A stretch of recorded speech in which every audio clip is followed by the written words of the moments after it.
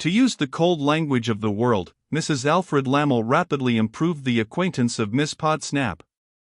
To use the warm language of Mrs. Lammle, she and her sweet Georgiana soon became one, in heart, in mind, in sentiment, in soul.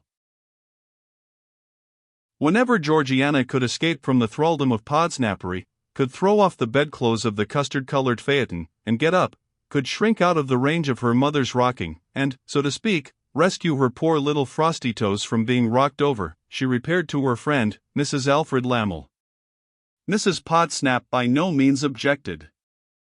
As a consciously splendid woman, accustomed to overhear herself so denominated by elderly osteologists pursuing their studies in dinner society, Mrs. Podsnap could dispense with her daughter. Mr. Podsnap, for his part, on being informed where Georgiana was, swelled with patronage of the Lambless. That they, when unable to lay hold of him, should respectfully grasp at the hem of his mantle, that they, when they could not bask in the glory of him the sun, should take up with the pale reflected light of the watery young moon his daughter, appeared quite natural, becoming, and proper. It gave him a better opinion of the discretion of the Lambless than he had heretofore held, as showing that they appreciated the value of the connection. So, Georgiana repairing to her friend, Mr. Podsnap went out to dinner, and yet to dinner, arm in arm with Mrs. Podsnap, settling his obstinate head in his cravat and shirt collar, much as if he were performing on the pandean pipes, in his own honor, the triumphal march, "See the conquering Podsnap comes, sound the trumpets, beat the drums." It was a trait in Mr. Podsnap's character, and in one form or other it will be generally seen to pervade the depths and shallows of Podsnappery, that he could not endure a hint of disparagement of any friend or acquaintance of his. "How dare you," he would seem to say, in such a case. "What do you mean? I have licensed this person. This person has taken out my certificate. Through this person you strike at me, Podsnap the Great. And it is not that I particularly care for the person's dignity, but that I do most particularly care for Podsnap's."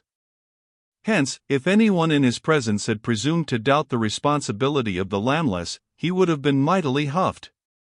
Not that anyone did, for Veneering, MP, was always the authority for their being very rich, and perhaps believed it. As indeed he might, if he chose, for anything he knew of the matter. Mr. and Mrs. Lammle's house in Sackville Street, Piccadilly, was but a temporary residence. It has done well enough, they informed their friends, for Mr. Lammle when a bachelor, but it would not do now. So, they were always looking at palatial residences in the best situations, and always very nearly taking or buying one, but never quite concluding the bargain. Hereby they made for themselves a shining little reputation apart.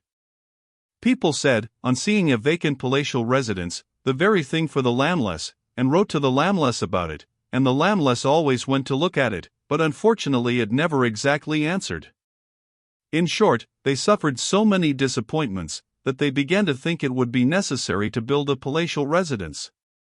And hereby they made another shining reputation, many persons of their acquaintance becoming by anticipation dissatisfied with their own houses, and envious of the non-existent Lammle structure. The handsome fittings and furnishings of the house in Sackville Street were piled thick and high over the skeleton upstairs, and if it ever whispered from under its load of upholstery, "Here I am in the closet," it was to very few ears, and certainly never to Miss Podsnap's. What Miss Podsnap was particularly charmed with, next to the graces of her friend, was the happiness of her friend's married life. This was frequently their theme of conversation.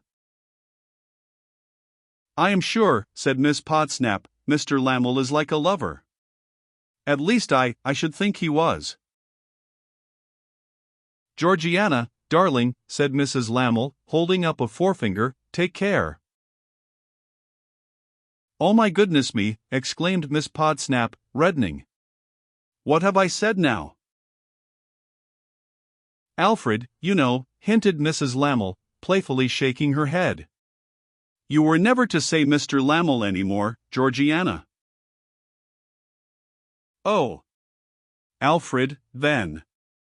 I am glad it's no worse. I was afraid I had said something shocking. I am always saying something wrong to Ma." "To me, Georgiana dearest? No, not to you, you are not Ma. I wish you were. Mrs. Lammle bestowed a sweet and loving smile upon her friend, which Miss Podsnap returned as she best could. They sat at lunch in Mrs. Lammel's own boudoir. And so, dearest Georgiana, Alfred is like your notion of a lover? I don't say that, Sophronia, Georgiana replied, beginning to conceal her elbows. I haven't any notion of a lover. The dreadful wretches that Ma brings up at places to torment me are not lovers. I only mean that, mister. Again, dearest Georgiana? That Alfred. Sounds much better, darling.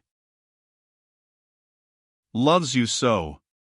He always treats you with such delicate gallantry and attention. Now, don't he?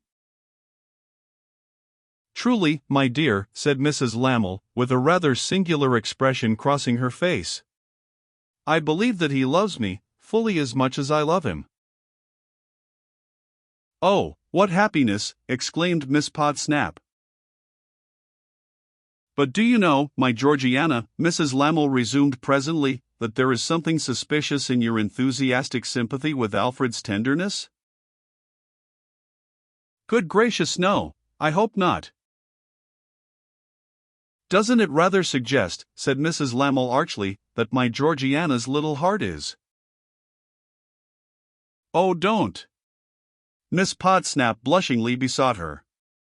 Please don't. I assure you, Sophronia, that I only praise Alfred, because he is your husband and so fond of you. Sophronia's glance was as if a rather new light broken upon her. It shaded off into a cool smile, as she said, with her eyes upon her lunch and her eyebrows raised. You are quite wrong, my love, in your guess at my meaning. What I insinuated was, that my Georgiana's little heart was growing conscious of a vacancy. No, no, no, said Georgiana. I wouldn't have anybody say anything to me in that way for I don't know how many £1,000. In what way, my Georgiana? Inquired Mrs. Lammle, still smiling coolly with her eyes upon her lunch and her eyebrows raised. You know, returned poor little Miss Podsnap. I think I should go out of my mind, Sophronia, with vexation and shyness and detestation, if anybody did. It's enough for me to see how loving you and your husband are. That's a different thing. I couldn't bear to have anything of that sort going on with myself. I should beg and pray to have the person taken away and trampled upon. Ah! Here was Alfred. Having stolen in unobserved, he playfully leaned on the back of Sophronia's chair, and, as Miss Podsnap saw him, put one of Sophronia's wandering locks to his lips, and waved a kiss from it towards Miss Podsnap. What is this about husbands and detestations? Inquired the captivating Alfred. Why, they say, returned his wife, that listeners never hear any good of themselves, though but pray how long have you been here, sir? This instant arrived, my own. Then I may go on, and though if you had been here but a moment or two sooner, you would have heard your praises sounded by Georgiana. Only, if they were to be called praises at all, which I really don't think they were, explained Miss Podsnap in a flutter, for being so devoted to Sophronia. Sophronia, murmured Alfred. My life, and kissed her hand. In return for which she kissed his watch chain. But it was not I who was to be taken away and trampled upon, I hope, said Alfred, drawing a seat between them. Ask Georgiana, my soul, replied his wife. Alfred touchingly appealed to Georgiana. Oh, it was nobody, replied Miss Podsnap. It was nonsense. But if you are determined to know, Mr. Inquisitive Pet, as I suppose you are, said the happy and fond Sophronia, smiling, it was anyone who should venture to aspire to Georgiana.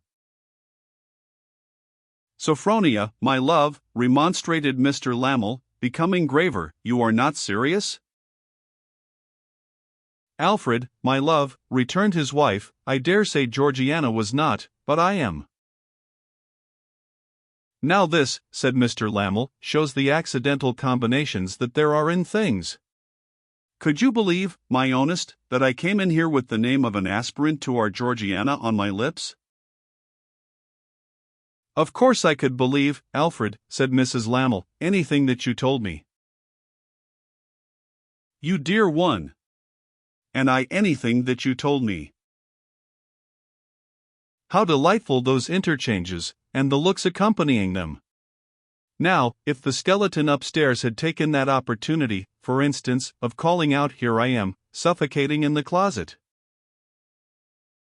I give you my honor, my dear Sophronia. And I know what that is, love, said she.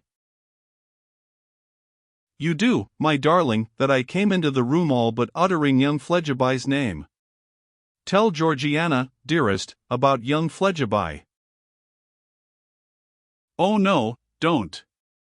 Please don't, cried Miss Podsnap, putting her fingers in her ears. I'd rather not.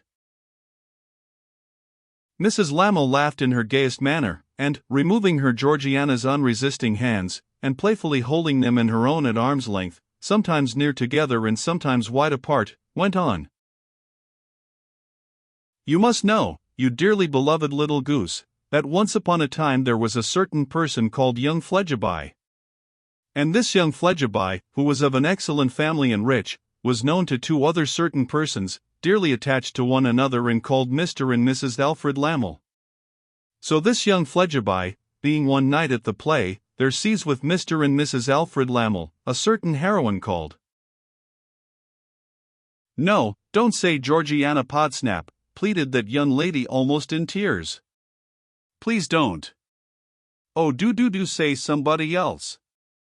Not Georgiana Podsnap. Oh don't. No other, said Mrs. Lamel, laughing airily, and, full of affectionate blandishments, opening and closing Georgiana's arms like a pair of compasses, than my little Georgiana Podsnap. So this young Fledgeby goes to that Alfred Lamel and says, Oh please don't. Georgiana, as if the supplication were being squeezed out of her by powerful compression. I so hate him for saying it. For saying what, my dear? Laughed Mrs. Lamel. Oh, I don't know what he said, cried Georgiana wildly, but I hate him all the same for saying it. My dear, said Mrs. Lamel, always laughing in her most captivating way, the poor young fellow only says that he is stricken all of a heap. Oh, what shall I ever do? Interposed Georgiana. Oh my goodness, what a fool he must be. And implores to be asked to dinner, and to make a fourth at the play another time. And so he dines tomorrow and goes to the opera with us. That's all. Except, my dear Georgiana, and what will you think of this, that he is infinitely shyer than you, and far more afraid of you than you ever were of anyone in all your days. In perturbation of mind Miss Podsnap still fumed and plucked at her hands a little, but could not help laughing at the notion of anybody's being afraid of her. With that advantage, Sophronia flattered her and rallied her more successfully, and then the insinuating Alfred flattered her and rallied her, and promised that at any moment when she might require that service at his hands, he would take young Fledgeby out and trample on him. Thus it remained amicably understood that young Fledgeby was to come to admire, and that Georgiana was to come to be admired, and Georgiana, with the entirely new sensation in her breast of having that prospect before her, and with many kisses from her dear Sophronia in present possession, preceded 6 feet 1 of discontented footmen, and am out of the article that always came for her when she walked home, to her father's dwelling. The happy pair being left together, Mrs. Lamel said to her husband, If I understand this girl, sir, your dangerous fascinations have produced some effect upon her. I mention the conquest in good time because I apprehend your scheme to be more important to you than your vanity. There was a mirror on the wall before them, and her eyes just caught him smirking in it. She gave the reflected image a look of the deepest disdain, and the image received it in the glass. Next moment they quietly eyed each other, as if they, the principals, had had no part in that expressive transaction. It may have been that Mrs. Lamel tried in some manner to excuse her conduct to herself by depreciating the poor little victim of whom she spoke with acrimonious contempt. It may have been too that in this she did not quite succeed, for it is very difficult to resist confidence, and she knew she had Georgiana's. Nothing more was said between the happy pair. Perhaps conspirators who have once established an understanding may not be overfond of repeating the terms and objects of their conspiracy. Next day came Georgiana, and came Fledgeby. Georgiana had by this time seen a good deal of the house and its frequenters. As there was a certain handsome room with a billiard table in it on the ground floor, eating out a backyard, which might have been Mr. Lamel's office or library, but was called by neither name, but simply Mr. Lamel's room, so it would have been hard for stronger female heads than Georgiana's to determine whether its frequenters were men of pleasure or men of business. Between the room and the men there were strong points of general resemblance. Both were too gaudy, too slangy, too odorous of cigars, and too much given to horseflesh, the latter characteristic being exemplified in the room by its decorations, and in the men by their conversation. High-stepping horses seemed necessary to all Mr. Lamel's friends, as necessary as their transaction of business together in a gypsy way at untimely hours of the morning and evening, and in rushes and snatches. There were friends who seemed to be always coming and going across the channel, on errands about the Bourse, and Greek and Spanish and India and Mexican and par and premium and discount and 3/4 and 7/8. There were other friends who seemed to be always lolling and lounging in and out of the city, on questions of the Bourse, and Greek and Spanish and India and Mexican and par and premium and discount in 3/4 and 7/8. They were all feverish, boastful, and indefinably loose, and they all ate and drank a great deal, and made bets in eating and drinking. They all spoke of sums of money, and only mentioned the sums and left the money to be understood, as 45,000 Tom, or 222 on every individual share in the lot Joe. They seemed to divide the world into two classes of people who were making enormous fortunes, and people who were being enormously ruined. They were always in a hurry, and yet seemed to have nothing tangible to do, except a few of them, these, mostly asthmatic and thick-lipped, who were forever demonstrating to the rest, with gold pencil cases which they could hardly hold because of the big rings on their forefingers, how money was to be made. Lastly, they all swore at their grooms, and the grooms were not quite as respectful or complete as other men's grooms, seeming somehow to fall short of the groom point as their masters fell short of the gentleman point. Young Fledgeby was none of these. Young Fledgeby had a peachy cheek, or a cheek compounded of the peach and the red wall on which it grows, and was an awkward, sandy-haired, small-eyed youth, exceeding slim, his enemies would have said lanky, and prone to self-examination in the articles of whisker and mustache.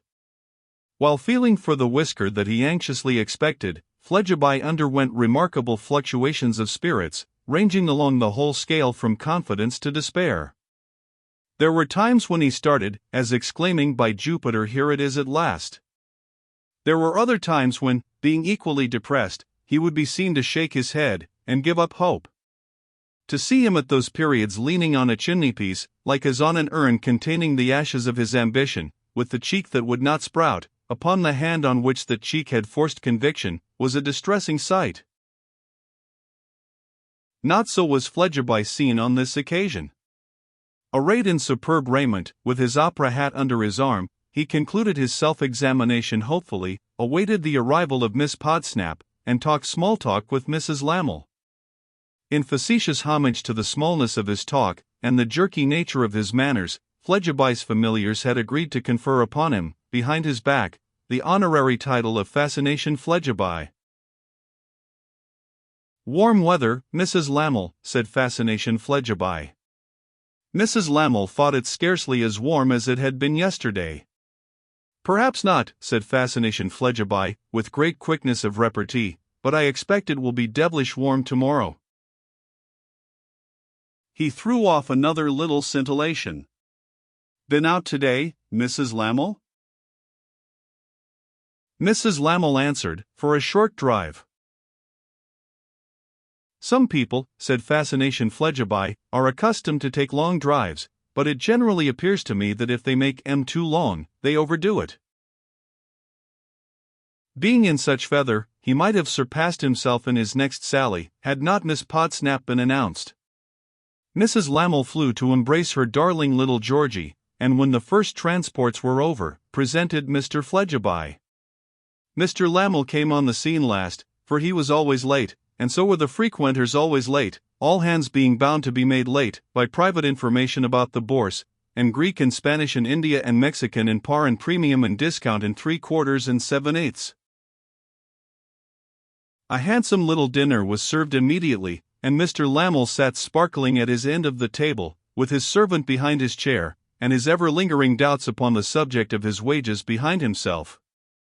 Mr. Lamel's utmost powers of sparkling were in requisition today, for Fascination Flegiby and Georgiana not only struck each other speechless, but struck each other into astonishing attitudes. Georgiana, as she sat facing Flegiby, making such efforts to conceal her elbows as were totally incompatible with the use of a knife and fork, and Flegiby, as he sat facing Georgiana, avoiding her countenance by every possible device, and betraying the discomposure of his mind and feeling for his whiskers with his spoon, his wineglass, and his bread. So, Mr. and Mrs. Alfred Lamel had to prompt, and this is how they prompted. "Georgiana," said Mr. Lamel, low and smiling, and sparkling all over, like a harlequin, "you are not in your usual spirits." "Why are you not in your usual spirits, Georgiana?" Georgiana faltered that she was much the same as she was in general. She was not aware of being different. "Not aware of being different," retorted Mr. Alfred Lamel. "You, my dear Georgiana, who are always so natural and unconstrained with us, who are such a relief from the crowd that are all alike, who are the embodiment of gentleness, simplicity, and reality." Miss Podsnap looked at the door, as if she entertained confused thoughts of taking refuge from these compliments in flight. "Now, I will be judged," said Mr. Lamel, raising his voice a little, "by my friend Flegiby." "Oh, don't!" Miss Podsnap faintly ejaculated, when Mrs. Lamel took the prompt book. "I beg your pardon, Alfred, my dear, but I cannot part with Mr. Flegiby quite yet. You must wait for him a moment. Mr. Flegiby and I are engaged in a personal discussion." Flegiby must have conducted it on his side with immense art, for no appearance of uttering one syllable had escaped him. "A personal discussion, Sophronia, my love? What discussion? Flegiby, I am jealous. What discussion, Flegiby?" "Shall I tell him, Mr. Flegiby?" asked Mrs. Lamel. Trying to look as if he knew anything about it, Fascination replied, "Yes, tell him." "We were discussing then," said Mrs. Lamel, "if you must know, Alfred, whether Mr. Flegiby was in his usual flow of spirits." "Why, that is the very point, Sophronia, that Georgiana and I were discussing as to herself." "What did Flegiby say?" "Oh, a likely thing, sir, that I am going to tell you everything, and be told nothing." "What did Georgiana say?" "Georgiana said she was doing her usual justice to herself today, and I said she was not." "Precisely," exclaimed Mrs. Lamel, "what I said to Mr. Flegiby." "Still, it wouldn't do. They would not look at one another." No, not even when the sparkling host proposed that the quartet should take an appropriately sparkling glass of wine. Georgiana looked from her wineglass at Mr. Lamel and at Mrs. Lamel, but mightn't, couldn't, shouldn't, wouldn't look at Mr. Flegiby. Fascination looked from his wineglass at Mrs. Lamel and at Mr. Lamel, but mightn't, couldn't, shouldn't, wouldn't look at Georgiana. More prompting was necessary. Cupid must be brought up to the mark. The manager had put him down in the bill for the part, and he must play it. "Sophronia, my dear," said Mr. Lamel, "I don't like the color of your dress." "I appeal," said Mrs. Lamel, "to Mr. Fledgeby." "And I," said Mr. Lamel, "to Georgiana." "Georgie, my love," remarked Mrs. Lamel aside to her dear girl, "I rely upon you not to go over to the opposition. Now, Mr. Fledgeby." Fascination wished to know if the color were not called rose color? "Yes," said Mr. Lamel, "actually he knew everything, it was really rose color." Fascination took rose color to mean the color of roses. In this he was very warmly supported by Mr. and Mrs. Lamel. Fascination had heard the term Queen of Flowers applied to the rose. Similarly, it might be said that the dress was the Queen of Dresses. "Very happy, Fledgeby," from Mr. Lamel. Notwithstanding, Fascination's opinion was that we all had our eyes, or at least a large majority of us, and that, and his farther opinion was several ends, with nothing beyond them. "Oh, Mr. Fledgeby," said Mrs. Lamel, "to desert me in that way. Oh, Mr. Fledgeby, to abandon my poor dear injured rose and declare for blue." "Victory, victory," cried Mr. Lamel, "your dress is condemned, my dear." "But what," said Mrs. Lamel, stealing her affectionate hand towards her dear girls, "what does Georgie say?" "She says," replied Mr. Lamel, interpreting for her, "that in her eyes you look well in any color, Sophronia, and that if she had expected to be embarrassed by so pretty a compliment as she has received, she would have worn another color herself. Though I tell her, in reply, that it would not have saved her, for whatever color she had worn would have been Fledgeby's color." "But what does Fledgeby say?" "He says," replied Mrs. Lamel, interpreting for him, and patting the back of her dear girl's hand, as if it were Fledgeby who was patting it, "that it was no compliment, but a little natural act of homage that he couldn't resist. And, expressing more feeling as if it were more feeling on the part of Fledgeby, he is right, he is right." Still, no, not even now, would they look at one another. Seeming to gnash his sparkling teeth, studs, eyes, and buttons, all at once, Mr. Lamel secretly bent a dark frown on the two, expressive of an intense desire to bring them together by knocking their heads together. "Have you heard this opera of tonight, Fledgeby?" he asked, stopping very short, to prevent himself from running on and to confound you. "Why no, not exactly," said Fledgeby. "In fact, I don't know a note of it." "Neither do you know it, Georgie," said Mrs. Lamel. "And no," replied Georgiana, faintly, under the sympathetic coincidence. "Why, then," said Mrs. Lamel, charmed by the discovery which flowed from the premises, "you neither of you know it." "How charming!" Even the craven Fledgeby felt that the time was now come when he must strike a blow. He struck it by saying, partly to Mrs. Lamel and partly to the circumambient air, "I consider myself very fortunate in being reserved by." As he stopped dead, Mr. Lamel, making the gingerous bush of his whiskers to look out of, offered him the word destiny.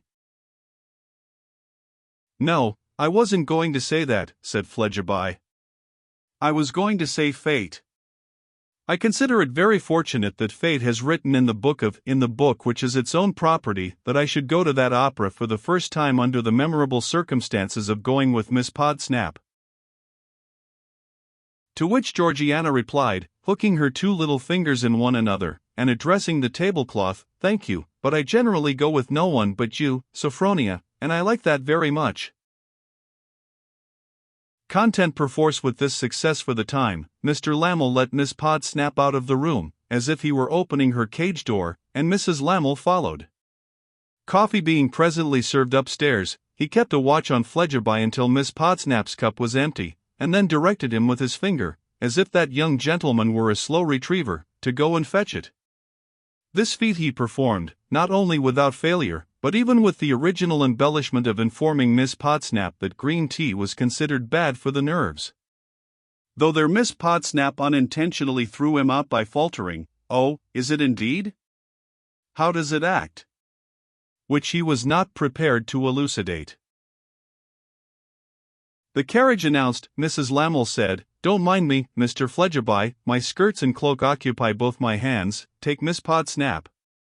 And he took her, and Mrs. Lamel went next, and Mr. Lamel went last, savagely following his little flock, like a drover. But he was all sparkle and glitter in the box at the opera, and there he and his dear wife made a conversation between Fledgeby and Georgiana in the following ingenious and skillful manner. They sat in this order: Mrs. Lamel, Fascination Fledgeby, Georgiana, Mr. Lamel. Mrs. Lamel made leading remarks to Fledgeby, only requiring monosyllabic replies. Mr. Lamel did the like with Georgiana. At times Mrs. Lamel would lean forward to address Mr. Lamel to this purpose. "Alfred, my dear, Mr. Fledgeby very justly says, apropos of the last scene, that true constancy would not require any such stimulant as the stage deems necessary." To which Mr. Lamel would reply, "Ay, Sophronia, my love, but as Georgiana has observed to me, the lady had no sufficient reason to know the state of the gentleman's affections." To which Mrs. Lamel would rejoin, "Very true, Alfred, but Mr. Fledgeby points out this." To which Alfred would demur, "Undoubtedly, Sophronia, but Georgiana acutely remarks, that." Through this device the two young people conversed at great length and committed themselves to a variety of delicate sentiments, without having once opened their lips, save to say yes or no, and even that not to one another. Fledgeby took his leave of Miss Podsnap at the carriage door, and the Lamless dropped her at her own home, and on the way Mrs. Lamel archly rallied her, in her fond and protecting manner, by saying at intervals, "Oh, little Georgiana, little Georgiana." Which was not much, but the tone added, "You have enslaved your Fledgeby." And thus the Lamless got home at last, and the lady sat down moody and weary, looking at her dark lord engaged in a deed of violence with a bottle of soda water as though he were wringing the neck of some unlucky creature and pouring its blood down his throat. As he wiped his dripping whiskers in an ogreish way, he met her eyes, and pausing, said, with no very gentle voice, "Well, was such an absolute booby necessary to the purpose? I know what I am doing. He is no such dolt as you suppose. A genius, perhaps? You sneer, perhaps, and you take a lofty air upon yourself, perhaps. But I tell you this, when that young fellow's interest is concerned, he holds as tight as a horseleech. When money is in question with that young fellow, he is a match for the devil." "Is he a match for you?" "He is. Almost as good a one as you thought me for you. He has no quality of youth in him, but such as you have seen today. Touch him upon money, and you touch no booby then. He really is a dolt, I suppose, in other things, but it answers his one purpose very well." "Has she money in her own right in any case?" "Aye. She has money in her own right in any case. You have done so well today, Sophronia, that I answer the question, though you know I object to any such questions. You have done so well today, Sophronia, that you must be tired. Get to bed."